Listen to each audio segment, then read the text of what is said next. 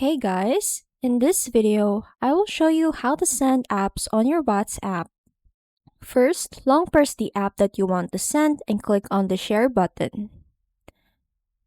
After that, what you're going to do is to click on WhatsApp,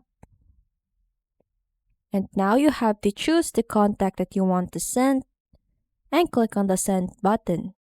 Click again the send button, and then that's it.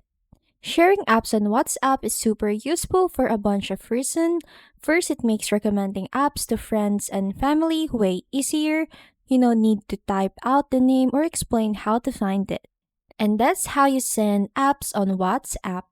Thanks for watching, and I'll see you on the next one.